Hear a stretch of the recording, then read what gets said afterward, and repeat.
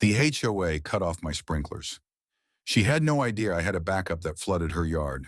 Part 1. It didn't rain that morning, not a cloud in the sky. So when the water began bubbling up along the property line, first a trickle, then a stream, it wasn't nature.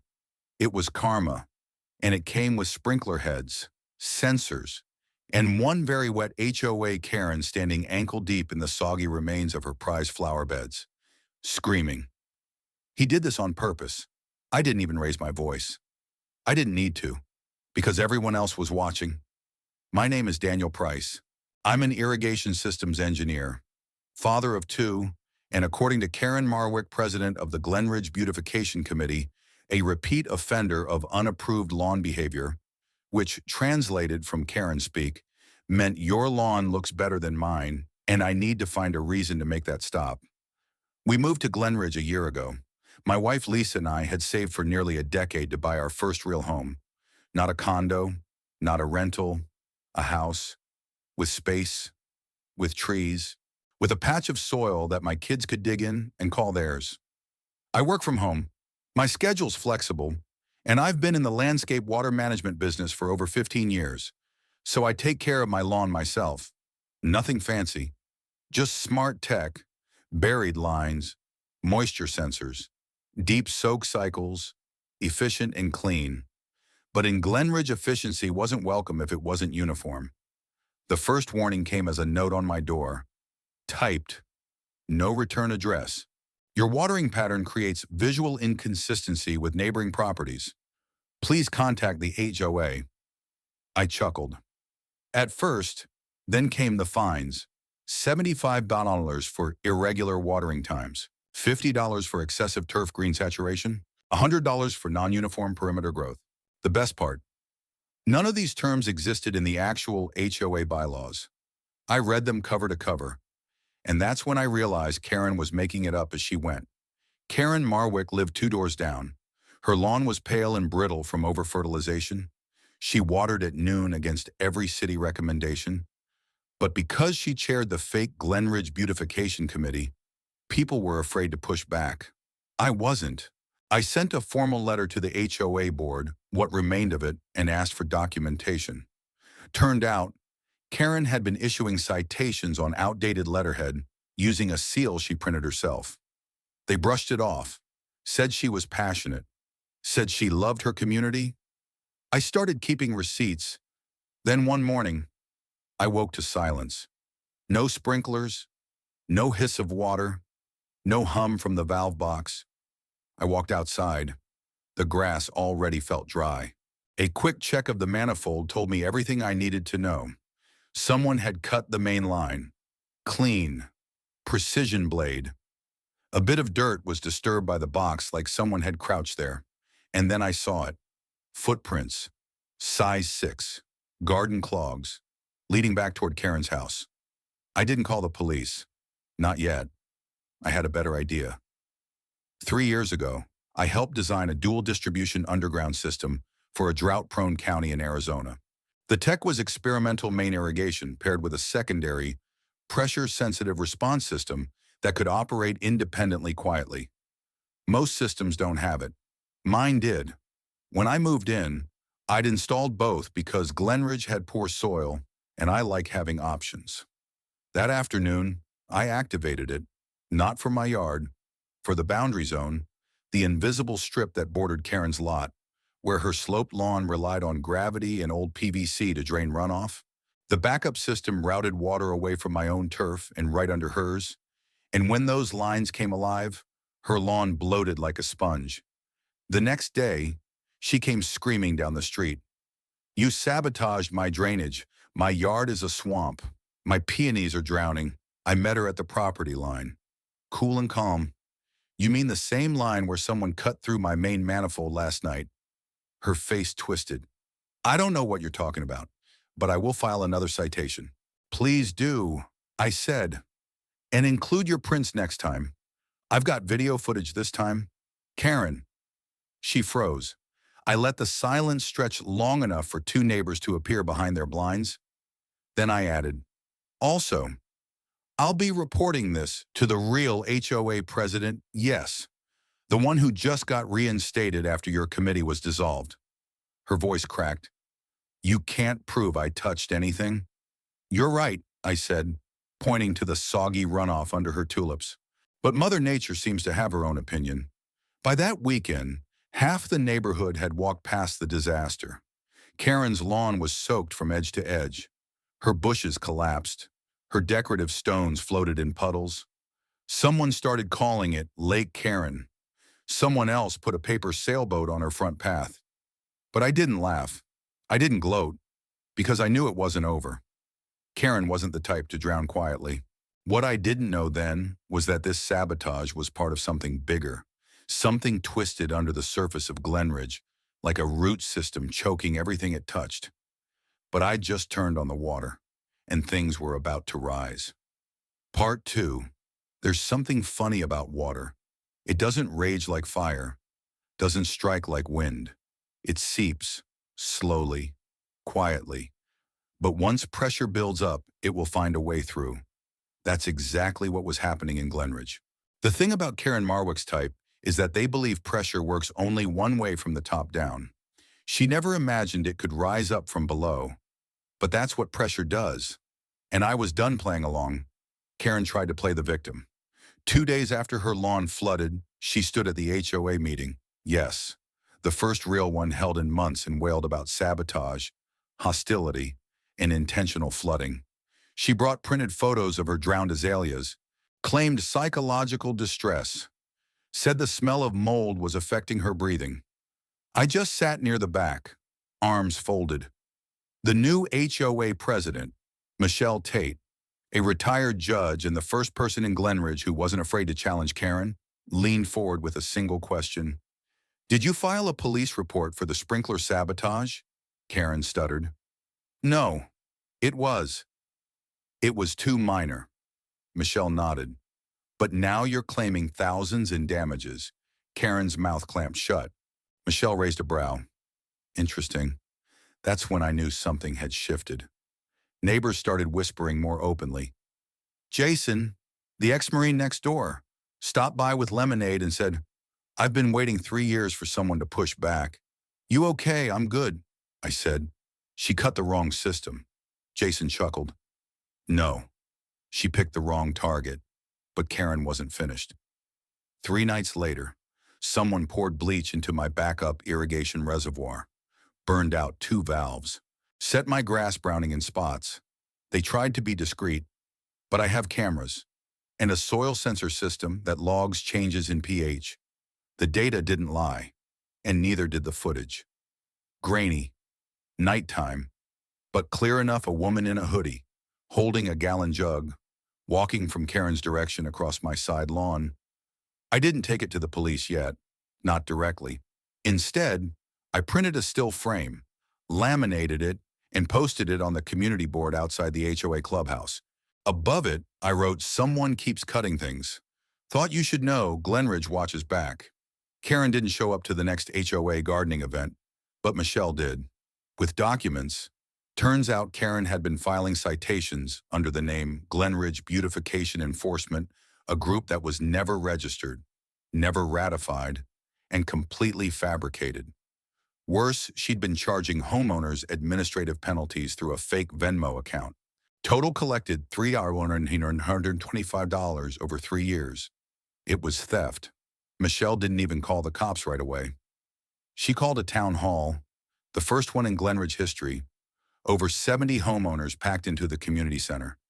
Karen didn't show, but her name echoed in every whispered conversation, every murmur of finally, every silent nod. I brought my files, receipts, video, soil logs, permit copies. I didn't shout. I didn't accuse. I just told the story. How I tried to cooperate. How she cut my lines. How I had a backup. How the water didn't destroy anything, it revealed everything. And then I ended with a question. If she did this to me, what has she done to the rest of you? Silence. Then Brian stood up. She made my wife cry for planting sunflowers. Said they were too loud. Then Lisa Kim. She threatened to fine me for hanging wind chimes. Then Mr. Ruiz. 81 years old. She said my lawn ornaments were foreign clutter. I'm a Korean War veteran. The pressure, it broke. The vote was unanimous. Karen was to be referred for civil charges, criminal misrepresentation, and formal removal from all Glenridge activities. The board froze her fake fund. A forensic accountant took over the investigation. But what happened next, even I didn't expect it. Two local reporters caught wind of the meeting. The story ran with the headline, "Irrigation Engineer Outsmarts HOA Tyrant Backup System, Floods Fraud Scheme." It went viral, not just because of the twist, because it resonated. Comments poured in from across the country. My HOA threatened to fine me for my son's wheelchair ramp. Our neighborhood council tried to evict my mom for having a Puerto Rican flag.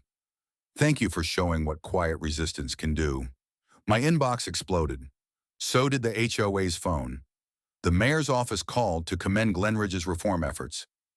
Karen, she lawyered up. But Glenridge, it was blooming again. And we weren't finished. The pressure wasn't just about Karen anymore. It was about everything she tried to bury. And now it was all rising to the surface. Part 3. Most people think problems grow on the surface. But in a neighborhood like Glenridge, they grow underground, quiet, hidden, like roots. And the deeper I dug into Karen's reach, the more I realized this wasn't just about one woman with a clipboard. It was about a whole system built on fear, silence, and fake authority. But now that system was rotting from the bottom up. It started with a binder. After the town hall vote, Michelle, the newly reinstated HOA president, called me to the clubhouse. "You might want to see this," she said, sliding a thick folder across the table. Inside were years of fake violation records, handwritten notes, forged citations, emails Karen sent under a false HOA email account. Most damning, an old HOA server login Karen had accessed without permission. She'd built her power with paper, dozens of them, fake policies, edited minutes, even warning letters signed by former board members, some of whom had moved out years ago. "This is worse than we thought," Michelle said. She wasn't just faking enforcement. She was controlling the narrative. And the worst part, some people believed her. For years, "She fined me $150 for a cultural lawn display," said Jamal Carter, a black homeowner 2 streets over. "It was just a Juneteenth flag." "She told me my solar lights broke safety protocol," said Anna, a Filipina nurse. "I had them installed for when I come home late." "She cut my hose," said Pete. "Wait, what?" I asked. Pete nodded. "It happened last summer. I thought it was vandals. But now we all knew better." Karen's control wasn't just loud, it was surgical. She didn't just yell or shame. She isolated people. But that isolation had a weakness. It depended on nobody talking. Now everybody was talking. We began cataloging everything. Neighbors turned over screenshots, emails, physical letters. Turns out, Karen had been posing as multiple committee chairs to enforce fines under different names. The Glenridge Aesthetic Oversight Panel, Neighborhood Integrity Council, Visual Standards Board. All fake, all used to intimidate people who couldn't afford to fight back. But that wasn't all. We discovered a hidden Google Drive link embedded in one of her emails. Inside spreadsheets with names, house numbers, notes, comments like, "Too many guests watch for parties. Husband looks undocumented. Sprinkler system too advanced, probable violation. Flagpole wants an agitator." She'd been profiling us, categorizing her targets. One column read, "Compliant, yes. No. Maybe. Needs pressure." That's when I snapped. This wasn't about lawns or fences or water. It was about power. And Karen had built hers on exclusion, paranoia, and lies. But we had something she never saw coming. Each other. Michelle called a second town hall. But this time, it wasn't just Glenridge residents. A local news crew was invited. So were 2 attorneys from the State Housing Commission. We projected Karen's spreadsheet on the wall. Gasps, cries, rage, especially from those labeled nuisance or low visibility priority. Then I stood and said, "We planted roots here, our families, our futures." She tried to poison them, but the thing about roots, they grow back stronger. And this time, we're not growing alone. After the meeting, one of the attorneys approached us. "You have a class action case here," she said. "Harassment, discrimination, fraud." Michelle looked at me. I nodded. "Let's file it." Word spread fast. Karen's lawyer tried to spin it, called it a witch hunt fueled by neighborhood hysteria, claimed Karen had volunteered tirelessly and was being scapegoated. But the spreadsheet didn't lie, and the waterline footage, we released it publicly. The moment she sliced through my manifold with a garden tool under the cover of darkness, it went viral. Headlines exploded. Fake HOA leader caught sabotaging neighbor's lawn. Irrigation engineer uncovers HOA discrimination, web power, petunias, and paranoia. The Glenridge fallout. But while the internet boiled, something else bloomed in Glenridge. Neighbors stopped hiding. We started helping each other replant lawns, paint fences, share tools. Every Saturday, someone hosted coffee on their porch. We called it root work, a quiet rebellion, a rebuild, together. And in the middle of it all, my backyard, my sprinkler system, still standing, still flowing. Because I knew from the start, you don't survive sabotage by being flashy. You survive by building deep. Part 4. Waterlogged earth eventually reaches a point where it can't hold anymore. No matter how tight the soil, how deep the roots once the saturation point hits, everything spills out. That's where Glenridge was now. And Karen Marwick. She was neck deep in the mess she created. The day the lawsuit went public, everything changed. Not just for Karen, for all of us. Before that moment, our neighborhood had been a patchwork of tension. People whispered, nodded politely, hid behind hedges. Afterward, something cracked open, and not even the fences could keep it contained. We filed a civil case on behalf of 36 households. Allegations included fraud, harassment,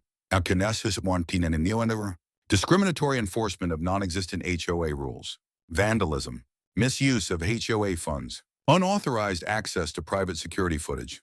Karen's lawyer filed a counterclaim accusing us of public defamation and emotional abuse through coordinated lawn flooding. That last one made me laugh out loud when I read it. But it wasn't funny to Karen. The news van started circling. Journalists showed up asking questions she couldn't answer. She tried to play the part garden gloves, soft smile, offering reporters iced tea from a pastel cooler, but the soggy crater that used to be her flower bed said otherwise, especially when her sprinkler timer shorted and shot water into the camera crew. That clip went viral. Again. Meanwhile, we built, repainted the clubhouse, planted new native landscaping near the entrance, started a real HOA website with accessible bylaws and clear point of contact info. Michelle invited me to co-chair the new Community Accountability Committee. I declined the title but offered to build the infrastructure for a shared rainwater harvesting system for the block. "Let's make the water work for us this time," I said. But the pressure on Karen didn't just come from the outside. Her allies, what few she had left, began to distance themselves. Some apologized. Others confessed they'd known her tactics were shady, but were too scared to speak. A few even offered to testify in court. The prosecution had more than enough evidence. The spreadsheet alone, now dubbed the Glenridge Blacklist, had circulated among housing advocates across the state. A senator even mentioned it in a committee hearing about HOA reform. And that's when the real flood hit. Not from sprinklers, from the press.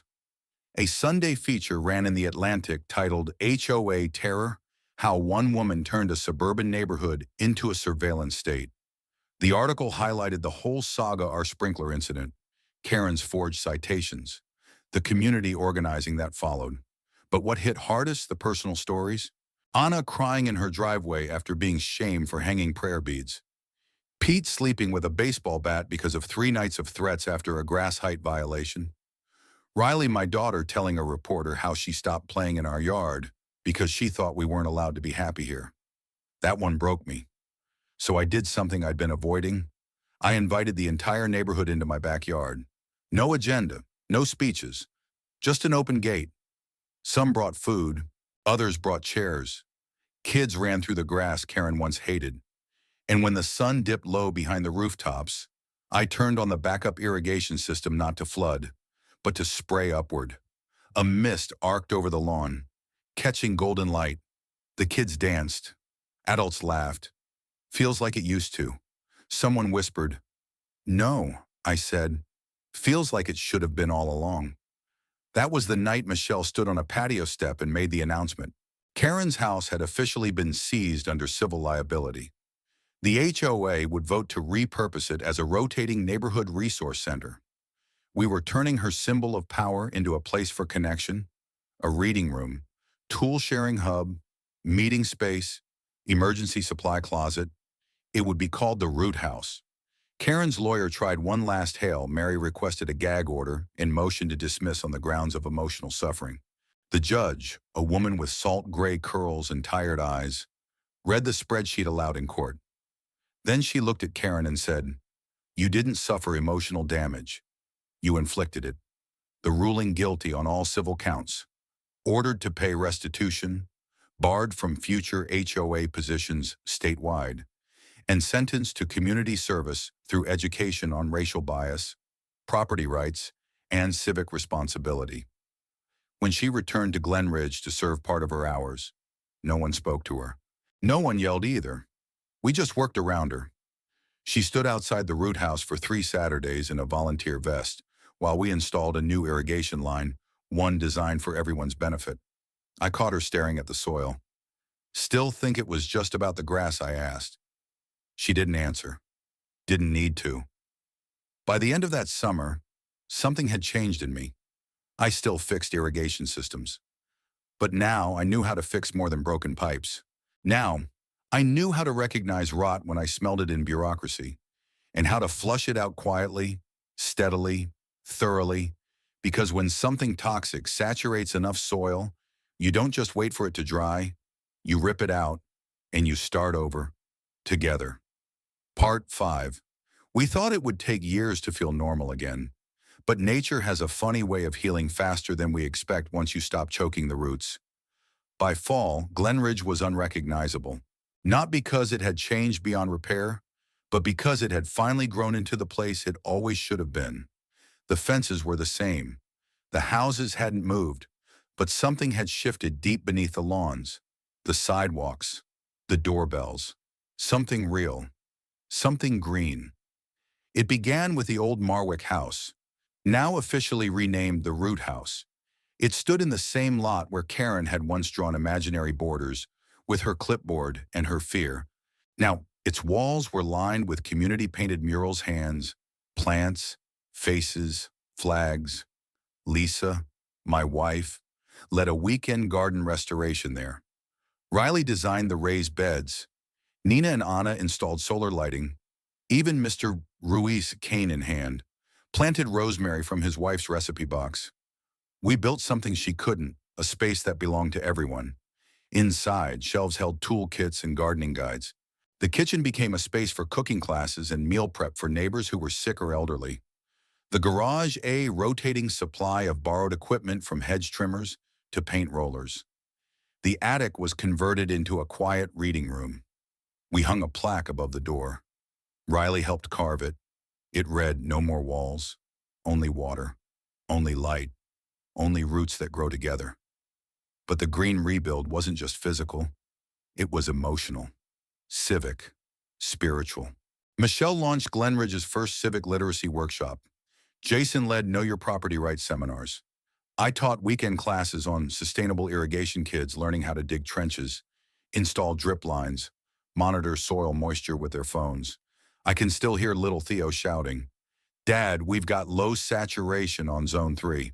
Laughter, real, open, guiltless. What once divided us had now connected us through work, through sweat, through shared stories, and through one small detail, water.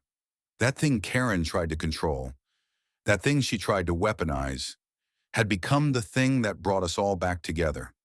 Every lawn was now regulated by one shared, underground system funded by a grant we received after the case made headlines. It was smart, clean, environmentally conscious. More importantly, it was ours. Each home had access, education, and the right to tweak their own flow, their own schedules. We called it the Green Weave because it connected every root zone beneath the surface. No one person could shut it off. No one voice could claim dominion. It ran because we all agreed to let it run for each other. As winter approached, we held one final gathering under the old maple tree in the town park. Families brought food, kids carved pumpkins. Someone even played guitar while the misting system sent a soft fog over the field. Michelle stood beside me and raised her glass. This year, she said, we didn't just remove weeds. We changed the soil, and now we plant better. Everyone clapped, even the quiet ones. That night, Riley sat beside me on the porch, feet tucked under her, sketchbook open. Can I draw the irrigation system again, she asked. I smiled. Sure. Why? She shrugged.